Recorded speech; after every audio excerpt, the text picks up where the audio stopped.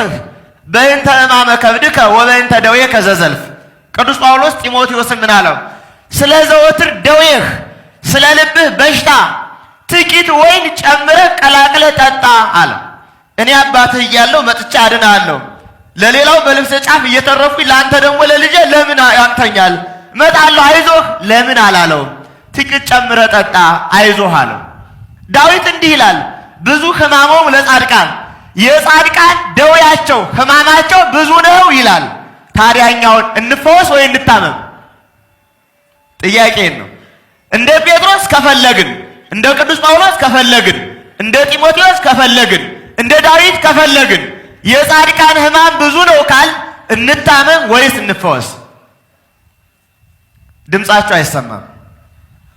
እንታመም ወይስ እንፈወስ? ፈውስ ምንድን ነው ያልኋችሁ? ከስጋ ደዌ ከዚህ ዓለም ሕማም በሽታ መላቀቅ ነው። ደዌ ምንድን ነው? ደዌ ደግሞ በዚህ ዓለም ስጋችን ወስኖ ገቶ የሚይዝ ሊሆን ይችላል። ታዲያ ምንድን ነው ምርጫችን? የሐዋርያት ልጆች ነን ካል የሐዋርያትን ሕይወት በእኛ ቢደረግ ሊከፋን ይችላል? ለምሳሌ የአንድ ባህታዊ ቃል ላስታውሳችሁ። በዜና አበው ለ60 ዓመት የአልጋ ቁራኛ የደዌ ዳኛ ሆኖ የሚኖር አንድ ባህታዊ ነበረ። ከ60 ዓመት በኋላ እግዚአብሔር ተጋድሎውን ትዕግስቱን አይቶ ፈወሰው። 14 ቀን ሱባዔ ገባ። በ14ኛው ቀን ተገለጸለት። ምን ሆነህ ነው የምታዝን አለው። ምን በድዬህ ነው የፈወስከኝ አለው። ምን በድዬህ ነው? ከኔ ጋር መኖርህን አውቀው ደዌ ሰጥተኝ ስጋዬን ስለጉመው ነው። ከኔ ጋር መለየትህን ደግሞ ያወቁት ስታድነኝ ነው አለው። ይሄ ሰው ጤነኛ ነው አነጋገሩ ነው? ልብ በሉ። በእንዲህ አይነት ሂደት ማየት ይጠይቀናል። ፈውስ ብንፈወስ ባንፈወስ ምን ይቀርብናል? ብንፈወስ የምናገኘው እጅግ የሚያጓጓ የለም። ብሮጥ እቀድማለሁ፣ ብጨብጥ አጠብቃለሁ፣ ብማጣ አደቃለሁ የሚል የሞትን ሕይወት መርሳት ሊመጣ ይችላል። ብንታመም ብንፈወስ የምናጣው ደግሞ ምንድን ነው? ብንፈወስ ንጻ ስጋን የስጋ ልጓም እናጣለን። ደዌ ሰውነትን ማጠያ ስጋን ማድከሚያ ሊሆን ይችላል። ይሄ ማለት ይመመን ፈውስ አናገኝ ማለቴ አይደለም።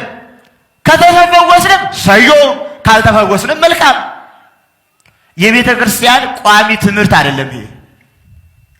ልብ በሉልኝ። ነገረ ፈውስ የቤተ ክርስቲያን ቋሚ ትምህርት አይደለም። ምንድነው ያልኋችሁ? ቋሚ ትምህርት አይደለም፣ ግዴታ አይደለም። ከዳነ መልካም፣ ካልዳንም አይዞ ጽና በርታ ነው።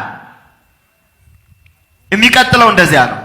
እነ ቅዱስ አባ ሚሳኤል ለ31 ዓመት ያለምንም ጠያቂ 15 ዓመት በደዌ ተቀጥቅጦ ይኖር ነበር። በደዌ ተቀጥቅጦ አባ ኪሮስ አበውን እየጠየቀ ሲሄድ ቅዱስ ሚካኤል፣ ቅዱስ ገብርኤል፣ ቅዱስ ሩፋኤል ነፍሱን ከስጋው ለመለየት መጥተው ነፍስ አልወጣ ብላ አባ ኪሮስ ደረሰ። ነፍስ አልወጣ ብላ ለምን ውጪ ሲሎት አልወጣም አለች። ለምን? ከዚህ የተሻለ ማደሪያ የት አገኛለሁ ነው ያለችው። በደዌ የጠራ ክፉም ማያስብ የደከመ እዚሁ ልኑር የኔ ገነት ሰውነቱ ነው ብላ ነው። ኋላ ቅዱስ ኪሮስ ከገነት መዓዛ እንዲያውም ዳዊትን አምጥቶ በገናውን እየደረደረ ሲያሰማት ሳታውቀው ወጥታ ሄደች። አሁን ይሄ ሰው በእንዲህ ያለ ዘመን ስለተሰቃየ ተኮነነ ማለት ነው? ልብ በሉ። የሆነ እንተና እገሊትና እገሌ ወይም ነገሌ ታመሙ አልዳኑም ማለት አይጸድቁም ማለት ነው? አልተፈወሱም ማለት ነው ወይ? ደዌ ያለባቸው ማለት ቅድስናን አጡ ማለት ነው? ታዲያ ቅዱስ ጳውሎስ ደዌ ስላለበት አጥቷል። ቅዱስ ጴጥሮስ ደዌ ስላለበት አጥቷል። ቅዱስ ጳውሎስ፣ ቅዱስ ጴጥሮስ ያልገቡባትን መንግሥተ ሰማያት ማን ይገባባታል? መፈወስ የቅድስና ምልክት አይደለም። ልብ በሉ። ታዲያ አሁን ባለን ጠባይ እንዲህ አይነት ሂደቶችን ስናይ ፈውስና ድነትን ንጽጽር አድርገን ነው የምናየው። ድነትስ ምንድን ነው?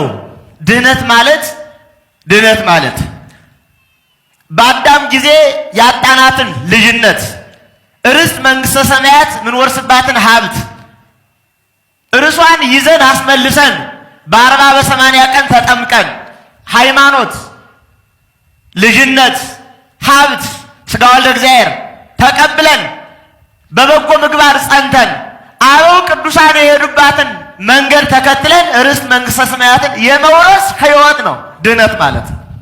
ድህነት ማለት ሃይማኖት፣ ጥምቀት፣ ሀብተ መንፈስ ቅዱስ፣ ሥጋ ወልደ እግዚአብሔርን ተቀብለን ገንዘብ አድርገን ይዘን በበጎ ሥራ ጸንተን ከአባቶቻችን ጋር መስለን እምንወርሳት ተስፋ የምናደርግባት ዓለምን እምናይበት እምንሄድበት የወንጌል ሕይወት ድህነት ይባላል። ድህነት ዝም ብሎ አይሰጥም በእነዚህ ሂደቶች ካልሆነ። ሃይማኖት ከሌለው ጥምቀት የለም፣ ጥምቀት ከሌለው ልጅነት የለም፣ ልጅነት ከሌለው ሀብት የለም፣ ሀብቱ ከሌለው ሥጋ ወልደ እግዚአብሔር የለም፣ ሥጋ ወልደ እግዚአብሔር ከሌለ በጎ ሥራው የለም፣ ተግባሩ የለም፣ ኅብረተ ቤተክርስቲያን መሆን የለም። በእነዚህ ውስጥ ሊዋሃድ ሊተባበር የሚችለው ምን ሲሆን ነው? ምን ሲሆን ነው? ከሃይማኖት ተነስቶ በደረጃ ሲፈጽም ነው መሄድ ያለበት። ድነት የምንለው ክርስቶስ መድኃኔ ዓለም ክርስቶስ ሰው የሆነበት ዓለምን ለማዳን መጥቶ ሥጋውን ቆርሶ ደሙን አፍሶ የሰጠበት ከሲኦል ወደ ገነት ከሞት ወደ ሕይወት የመለሰበት የመዳን ጉዞ ነው ድነት የምንለው። ይሄንን ልበሉ። ድህነት የሚሰጠው ለሁሉ ነው። ድህነት ለሁሉ ነው። ፈውስ ግን ለሁሉ አይደለም። የክርስቶስ ጥሪው ለሁሉ ነው። ከሰማይ በታች ላሉ የሰው ልጆች በሙሉ እንዲድኑ እንዲያምኑ ሂዱ አስተምሩ ደቀ መዛሙርቴም አድርጓቸው በወልድ በመንፈስ ቅዱስ ስም አጥምቁ ብሎ ለሁሉም ሰው ነው የላከው። ፈውስ ግን ሁላዊ አይደለም። አንዱ ይፈወስ አንዱ ላይፈወስ ይችላል።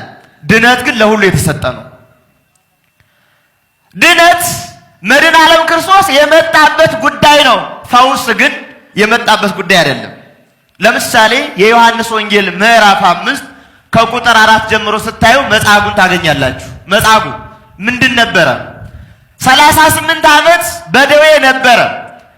መድኃኔ ዓለም ክርስቶስ ልትድን ትወዳለህን ብሎ አልጋህን ተሸክመህ ብሎ አስነስቶታል። መጻጉዕ ካለበት ስንት ሕሙማን አሉ? በጣም አያሌ ሕሙማን አሉ።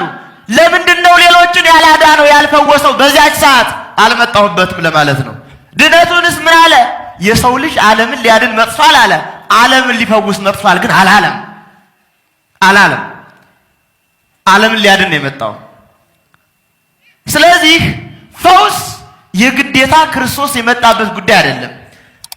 ምናልባት ከደዌያችን እንፈወሳለን ብለው ለመጡት መሳቢያ እንዲሆን ቀረባ ቅርብ ለሆኑት ድውይ እየፈወሰ ሙት እያስነሳ ጋኔን እያወጣ አሳይቷቸዋል። ምን አለ ራሱ ሲናገር ወማኮሰ ለግብርኤ መኑ፣ ባይሆን ስራዬን አይታችሁ መኑ አለ። ስራው ያደረገው ለምንድን ነው? ለሚያምኑት ምልክት መሳቢያ ሆናቸው እንዲመጡ እንጂ ራሱ በቂ መጨረሻ አይደለም። ፈውስ ግዴታ አይደለም።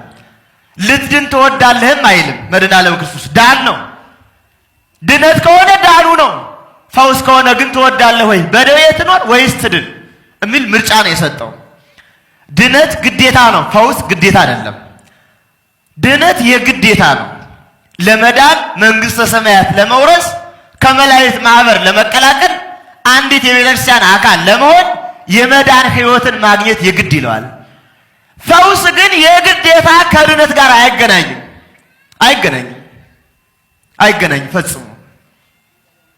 እዚህ ላይ ያለን ሰዎች ለተከታታይ ጊዜ በዚያም በዚህም ብለን በሕክምናውም በጸበሉም ብለን አሞን ካልዳን ጽድቅ የላችሁም መንግሥተ ሰማያት ተዘግቶባችኋል ማለት ነው? አይደለም። እንደዚያ በሚያስብል አይደለም። ፈውስ ስለሆነ የዚህ ዓለም ሕማም ደዌ ስለሆነ ማለት ነው። ስለዚህ ድነት ግዴታ ነው። ፈውስ ግን የግዴታ አይደለም። ፈውስ የግዴታ ቢሆን ቅድም እንዳልኋችሁ ከቅዱሳን ያልታመመ ደዌ የሌለው ያልተቀጠቀጠ መከራ ያልተቀበለ ያልደቀቀ አለ? ከቅዱሳን ያልደቀቀ ያልታመመ አለ? በጤና በጉልበት በጀግንነት በሆነ ነገር የሄደ ቅዱስ አለ? የለም። እስኪ ንገሩኝ፣ እገሌ የሚባል ቅዱስ ያለምንም እንዲህ አለፈ የሚባል የሚነግረኝ አለ? ቅዱስ አባታችን አቡነ ተክለ ሃይማኖት በፍጻሜ ዘመናቸው እግዚአብሔርን ለመኑት። ጌታዬ ሆይ እባክህን አንድ ነገር ልለምንህ። ምን? ብሕትውናንም ይጃለሁ፣ ምንኩስናንም ይጃለሁ፣ ሐዋርያዊ ተልእኮንም አስተምሬያለሁ፣ ሰማዕት እንድሆን ፍቀድልኛል። ሰማዕት እንድሆን ምን አላቸው እግዚአብሔር? ሰማዕትነትህ በአላውያን ልጅ ተቆርጠህ ተመትረህ አይደለም።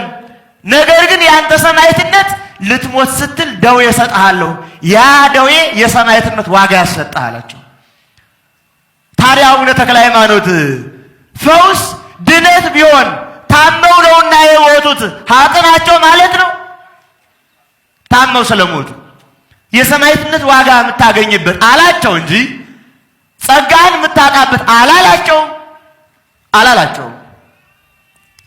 ድነት የክርስቶስ አካል ምን ሆንበት ነው? ፈውስ